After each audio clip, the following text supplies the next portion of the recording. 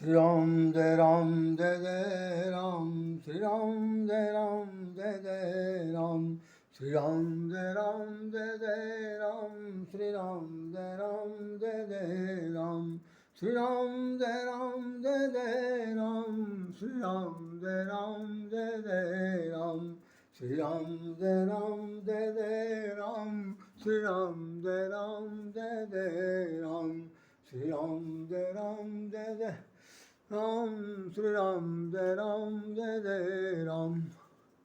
आज मई दिवस है और मई दिवस क्यों कह दिए श्रमिक दिवस है, मजदूर दिन, मजदूरों का दिन है। और उस संबंध में हमारे दो लेख प्रकाशित में है। ये राष्ट्रीय स्वरूप में निकला था, उपभोक्तावादी संस्कृति और श्रमिक। देखिए, उपभोक्तावादी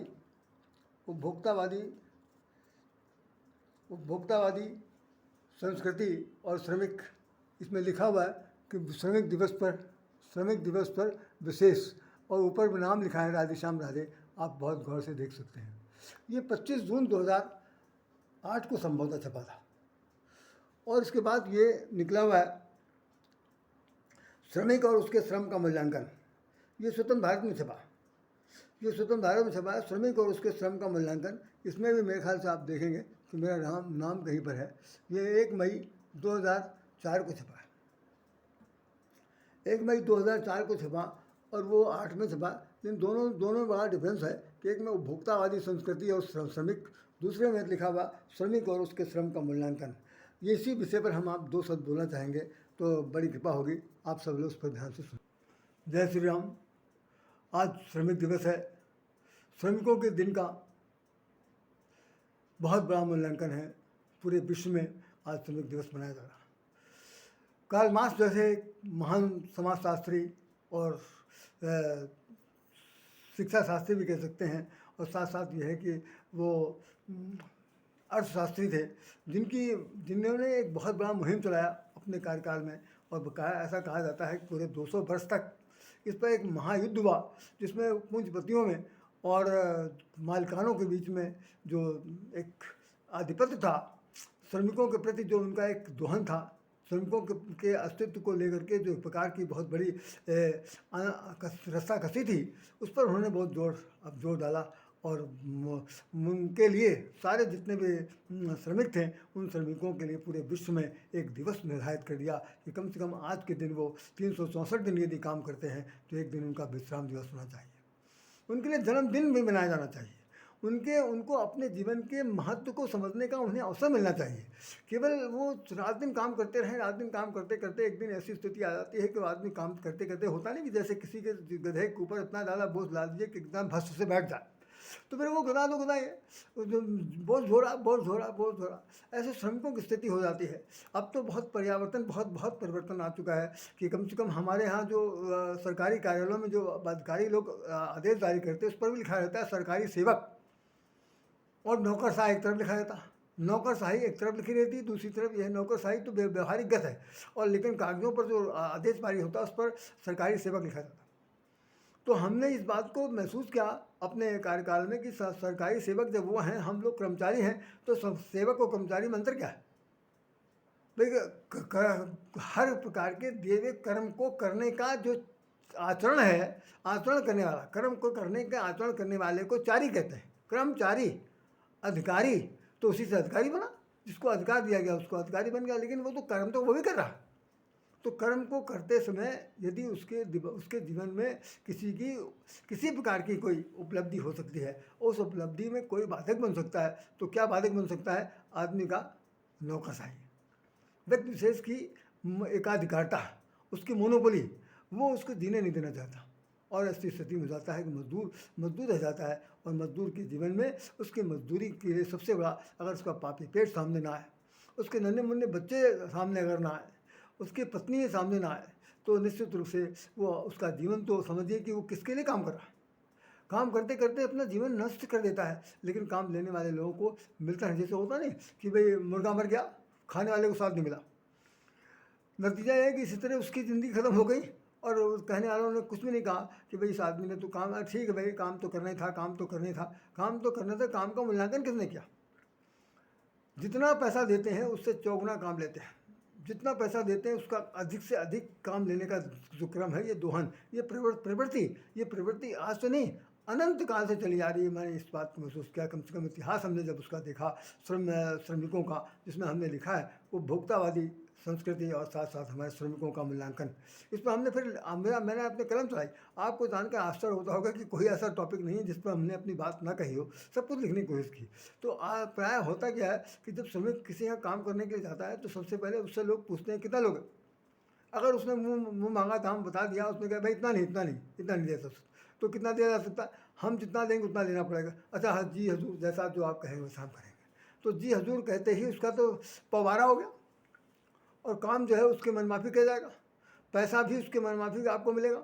नतीजा है कि आपका दोहन शुरू हो जाएगा। आज की तारीख में आप देखेंगे कि जो नई पीढ़ी के लोग निकल के आ रहे हैं, एक से एक कोई वो है एमटेक है, कोई बीटेक है, कोई कुछ है, कोई किसी चीज़ में है, कोई आईटी में है, सब कुछ है। सब क्या है, एक स्किल्ड पर्सन है, ये कुशल श्रमिक है। और एक नॉन कुशल, एक स्किल अनस्किल्ड, एक नॉन स्किल होते हैं जो निरक्षर होते हैं, गारा मिट्टी धोने वाले, मजदूरी करने वाले, इस पर दलिया धोने वाले, वो लोग होते हैं अनस्किल्ड। तो अनस्किल्ड मजदूर भी सामने है और पढ़े लिखे मजदूर भी सामने है। अब हो क्या गया कि भूत सवार हो गया, जिन लोगों को उच्च शिक्षा दी गई वो उच्च पैकेज के लिए प्राइवेट कंपनियों में, विदेशी कंपनियों में अपने आप को इस तरह से प्रयोग दिया है कि उनकी स्थिति हो गई है कि अनिद्रा की बीमारी हो गई। 12-12, 14-14 घंटे तक वो घर में भी काम कर रहे हैं, बाहर भी काम कर रहे हैं, वहाँ जाके भी काम कर रहे हैं। उसके बाद ये है कि भी पैसा चाहिए, पैसा है धुन, पैसा मिले चाहे ना मिले, लेकिन समय से पहले उनके जीवन में बुढ़ापा आ रहा। यद्यपि यहाँ तक मैंने ये भी सुना कि कुछ ऐसे आंकड़े निकले जिसके अंदर उनके अंदर नपुंसकता आ गई, परिवार बसा लिया, एक परिवार में एक संतान भी उत्पन्न होने की क्षमता उनके जीवन में नहीं रह गई। क्यों कि समय वह कोई काम नहीं हो रहा, न समय पर जग रहे, न समय पर उठ पा रहे हैं, न समय पर खा पा रहे हैं, न समय पर अपना दिनचर्या चला पा रहे हैं। केवल काम करना है, काम करना। और काम लेने वाला वो वहाँ बैठा हुआ, उसकी दृष्टि में कोई भी सांस्कृतिकता नहीं है, कोई भी तीज त्यौहार नहीं है, सब दिन काम करना पड़ेगा। जैसे हमारे भारतवर्ष में हर दिन कोई न कोई तीज त्यौहार, कोई न कोई दिन उत्सव है, कोई न कोई सांस्कृतिकता का पर्व है, लेकिन विदेशों में इसकी कोई आवश्यकता नहीं। वहाँ पर एक प्रकार की मानसिकता जो है वो बिल्कुल शुष्कता को प्राप्त हो चुकी है। और ऐसी शुष्कता को प्राप्त हुए लोग जो हैं, जब हमारा आपसे काम लेंगे तो किस तरह से काम लेंगे, हमारा दोहन करेंगे, हमारे खून पसीने को बिल्कुल एकदम निचोड़ के रख देना चाहते हैं। और उनकी दशा जो है वो फिर बाद में ऐसी हो जाती है कि भाई ऐसा पैसा कमाने से क्या फ़ायदा, करोड़ों करोड़ रुपए की बिल्डिंग खरीद लिया, इनके प्लाटें ले ली, फ्लैट ले लिया, सब कुछ ले लिया, लेकिन रहने के बाद ये है कि फिर भी चैन से नहीं सो पा रहे, चैन से सुख नहीं पा रहे हैं। तो ये संसाधनों को इकट्ठा कर देने के बाद, माता पिता से दूरी बुला लेने के बाद, उनके माता पिता से जो हमारे हैं उनसे विमुख हो जाने के बाद, उनकी मृत्यु के समाचार सुन लेने के बाद भी कुछ भी टस से मस नहीं हो पा रहा। कितनी संवेदनशीलता आ गई है। ये क्या है, एक प्रकार का ये श्रमिक आंदोलन के बीच में एक बहुत बड़ा हस्तक्षेप है, एक बहुत बड़ा पटाक्षेप है जो मैं आपको बताना चाहता हूँ कि स्ट्रेस हो गया। और सरकारी कार्यालय में, अगर हम अपने भारतवर्ष के सरकारी कार्यालय में जाते हैं तो वहाँ पर एक छोटे से चपरासी से लेकर मजदूर मेट और जो वहाँ पर काम करने वाले लोग होते हैं, श्रमिक या लोहा लंगा, जैसे मैं ब्रिज कारपोरेशन में सर्विस करता था, तो वहाँ पर तो एक कारखाना था। तो कारखाना हो चाहे खदान हो चाहे किसी भी प्रकार का कोई भी कलपुर्जों का जगह हो, सब जगह मजदूर काम कर रहे हैं। उन मजदूरों के बल पर ही उनका सब कुछ बारह नारा हो रहा, लेकिन उनको उनके बराबर धन, उनके मेहनत के बराबर पैसा नहीं मिल रहा। अगर कोई कहने जाता है तो सबसे पहले यह है कि भाई उसका ही गला दबा देते हैं, सबसे पहले ही उसके इतना धर दबोचते हैं कि वो आवाज़ नहीं उठा पाता। इसीलिए तमाम सारी ट्रेड यूनियन बन गए, कम से कम कर्मचारियों की यूनियन बन गई, भोक्ता 4th क्लास की यूनियन बन गई, 3 क्लास की यूनियन बन गई, और यूनियन वालों ने अपनी बात को रखने के लिए एक मंच बना दिया। तो मैंने कहने का सिर्फ मात्र उद्देश्य है कि जो ये दिवस है, ये खासतौर से 11 मिट्टी ढोने वालों का दिवस जन्मदिन के रूप में है। इनके भी जीवन में ममता है, इनके भी जीवन में खून पसीना है, इनके भी जीवन में खून का रंग लाल है जैसा आपका है। आप अपने जैसा सबको समझिए, और समझने के बाद उनको उतना ही प्यार दीजिए जितना अपने परिवार के लोगों साथ देते हैं। ये आपकी हो सकता मजबूरी होगी, काम लेना किसी से है तो काम लेने के लिए लीजिए। लेकिन आज एक और खेद है जिस पर आज हमने एक कविता लिखी है, जो मैं हो सकता है कल आपको बांट पाऊँ। उसमें हमने लिखा है कि आज की तारीख में संस्कृत जो भोक्तावादी संस्कृति है, उसने क्या किया कि दलालीगिरी शुरू हो गई, बीच में मीडिएटर आ गया और उन्होंने क्या किया, मेन पावर की सप्लाई के लिए एक एजेंसी बना ली। नतीजा है कि हर कारखानों में, हर प्रतिष्ठानों में, चाहे वो सरकारी कर्मचारी सरकारी हों चाहे गैर सरकारी हों, वहाँ पर दलालों का एक काम, दलालों की घुसपैठ हो गई और वहाँ पर एक नोडल एजेंसी बना दी गई। अधिकारी के अध्यक्षण में वो कंपनी जो है मेन पावर सप्लाई करेगी, मतलब मजदूर सप्लाई करेगी। मजदूरों का जो पैसा मिलेगा वो उसके खाते में जाएगा, दलाल के। दलाल अपने हिसाब से कमीशन काट के उसको पैसा देगा। पहले तो डायरेक्ट जो ट्रस्ट था उस ट्रस्ट को ख़त्म कर दिया गया। इस दलालगिरी ने आज की तारीख में हमारे जीवन में जो श्रमिकों का मूल्यांकन है वो बिल्कुल नहीं हो पा रहा, श्रम नहीं मिल पा रहा। एक ऐसा स्थिति आई थी, वो हमारे मुंशी प्रेमचंद ने, सॉरी, अध्यापक मोहन सिंह ने एक वो लिखा था, मजदूरी और प्रेम नाम के उनका वो चैप्टर था। उसमें उन्होंने एक बताया था कि विधवा स्त्री है, वो किसी के लिए एक सुई तागे से कमीज कपड़ा कोई चीज़ सिलती है, तो उसको जो पैसा मिलता है, आना पाई कौड़ी जो भी चलता है उस वक्त जो उसका मुद्रा चलती रहेगी। कह रहे हैं कि रात दिन टिमटिमाती ही रोशनी में बैठ करके वो तागे से सिलती है। सिलने के बाद जो कमीज जो पहनता है वो बहुत ही बुर्राकदार पहनता, लेकिन उसे जब पैसा देता है, पैसा देते समय कहता अरे इतना पैसा कहाँ, इसका काम मूल्य हुआ, पैसा तो हुआ ही। मतलब हम आदमी से तो क्या चाहते हैं, हर व्यक्ति चाहता है कि हमको कुछ देना ना पड़े और हमें सब कुछ मिल जाए, और दूसरा वाला क्या चाहता है कि हमें कुछ करना ना पड़े और हमें सब कुछ मिल जाए। अब भाई इतना ज़्यादा विरोध है, एक को कुछ करना ना पड़े, दूसरे को कह रहा है कि सब कुछ करना पड़े, पैसा हमें ना देना पड़े। तो इन दोनों के बीच में जो रस्साकसी है, दोनों के बीच में अंतर्द्वंद है, वो हमारे श्रमिक का जो जीवन है उसकी महत्ता को नष्ट कर देता। हमारे ऑफिस के अंदर एक सज्जन काम करते थे, नाम मैं उनका नहीं लूँगा, वो कंपनी सेक्रेटरी थे। कंपनी सेक्रेटरी के साथ साथ वो ये लेबर क्लास का काम भी देखते थे। तो उन्होंने बड़ा अत्याचार किया।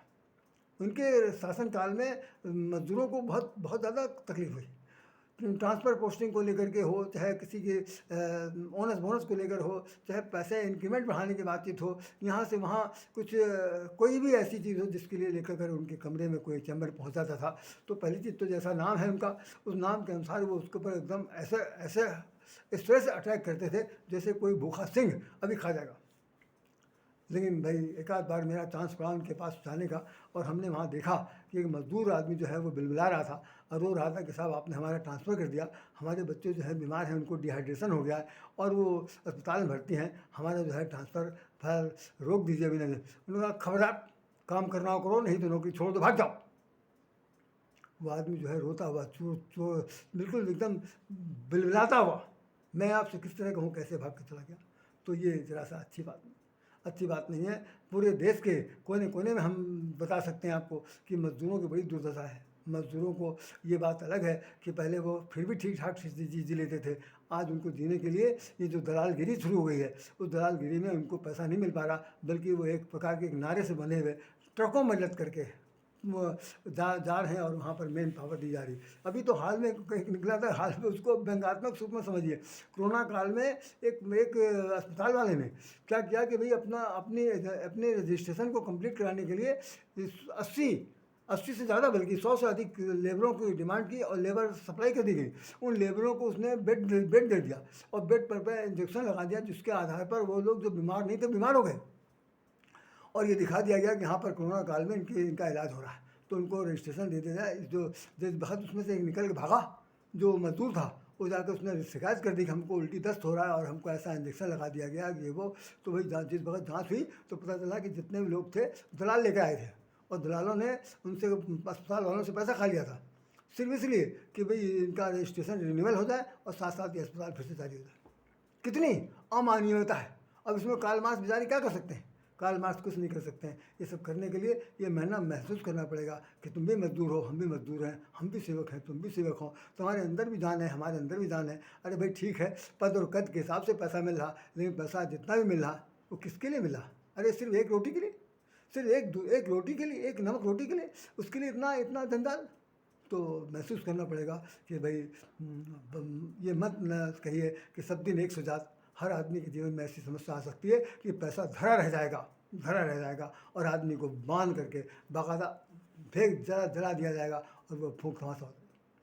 मुझे याद है एक कहानी आती थी हमारे हमारे यहाँ, मैं अपने कॉलेज में जब पढ़ता था तो उसमें एक एक अंग्रेज था, वो गिट्टी तोड़ने वाले के साथ लगा हुआ था, और वो दोपहर का समय वो गिट्टी तोड़ते तोड़ते तोड़ते तोड़ते इतना थक गया था कि धूप उसके ऊपर पड़ रही थी, और वो उसी गिट्टी के ऊपर लेट गया। लेटते उसे नींद आ गई। नींद आने के बाद उसे क्या हुआ क्या नहीं, सब ये तो कहानी नहीं बताती है, लेकिन उसमें मालिक जो आया वो चाबुक मारता रहा। चाबुक मारते मारते मारते मारते वो लोहा करके ज़मीन में गिर गया और उसकी डेथ हो गई। अब वो बार बार उसे उठा रहा कि भाई उठता क्यों नहीं, काम पूरा पड़ा हुआ है, उठता क्यों नहीं, काम पूरा, अंग्रेजी में बात कर रहा। तो बाद में जब उसने अपने हाथ से जब उसको उसकी बॉडी छुआ तो ओहो very sorry, it is very sadful, what, क्या किया जाए। अब तब उसको समझ में आया कि हमने जो कोड़ा मारा था और धूप में इसको ब्रेन हेमरेज हो गया और ये मर गया। तो भाई ऐसी भी बेदर्दी, ऐसी भी संवेदनहीनता, ऐसी भी अमानवीयता हमारे आपके जीवन में अगर आ जाती है तो निश्चित रूप से हम मजदूर नहीं बन सकते, मजदूरी नहीं कर सकते, मजदूर के काबिल मजदूरों के काम नहीं आ सकते। तो मजदूरों के काम यदि आना है तो ध्यान रखिए कि हमारे बच्चे भी कभी कहीं ना कहीं मजदूरी कर रहे हैं, हमने भी कहीं ना कहीं मजदूरी किया है, हम भी अपने जिस परिवार से निकल के आए हैं वो भी मजदूर थे मेरे माता पिता। तो माता पिता अगर मजदूर थे, बच्चे मजदूरी से थोड़ा सा हट गए, लेकिन आज पढ़े लिखे मजदूर बन गए। तो आप इस पर कोई गर्व मत करिए मैं किसी से काम ले रहा हूँ या बहुत बहुत बहुत बड़ा पैकेज में काम कर रहा हूँ। पैकेज कुछ नहीं, सब धरा रह जाएगा। सबसे पहले ये ध्यान रखिए कि आपकी सेहत ठीक है, जो दो पैसा मिल रहा है वो सही सलामत मिल रहा, जिनके साथ लगे हुए जिन्होंने आपको इतना बड़ा बनाया उनके काम आ रहे नहीं आ रहे, देश के काम आ रहे हैं, समाज के काम आ रहे हैं, परिवार के काम आ रहे हैं, राष्ट्र के हित में काम आ रहे हैं, तो आपका काम है, नहीं तो श्रम और श्रमिक का कोई मूल्यांकन नहीं है।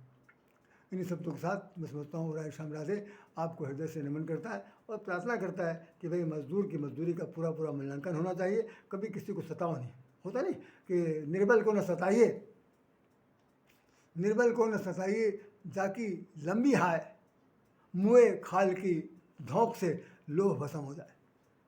कबीरदास ने लिखा है कि भाई निर्बल के जो लोग व्यक्ति हैं, निर्बल तो है, कोई कुछ कर नहीं सकते, आपने उनका पैसा काट लिया, आप उनको घर से आप उनके आधी नौकरी में भगा दिया, तो ऐसी स्थिति में क्या करेंगे, वो आपको कोस भी सकते हैं, आपको बददुआ भी दे सकते हैं। उस बददुआ से आप बचने का एक ही मात्र है कि निर्बल को न सताइए। कबीरदास ने लिखा कि आप निर्बलों को मत सताइए, नहीं उनकी हाय यदि आपके जीवन में लग गई तो सब कुछ खड़ा रह जाएगा, और जैसे एक मरे हुए खाल की धौंकनी से लोहा तक भस्म हो जाता है, ऐसे तुम्हारा ये जीवन भी भस्म हो जाएगा। तो मेहरबानी से अच्छा सोचिए, अच्छा विचार कीजिए, श्रमिक दिवस को मनाइए और मनाने के लिए सबको अनुप्रेरित करिए कि वो मजदूर नहीं है, बल्कि मजदूर न होकर के वो सबके काम आने वाले एक जनसेवक हैं, और उन जनसेवकों के आप भी जनसेवक हैं। इस चीज़ को मानते हुए आप उनके ऊपर कृपा कीजिए, आप पर वो कृपा करेंगे। इन शब्दों के साथ राय श्याम राधे आपको हृदय से नमन करता है। जय श्री राम, जय श्री राम, जय श्री राम।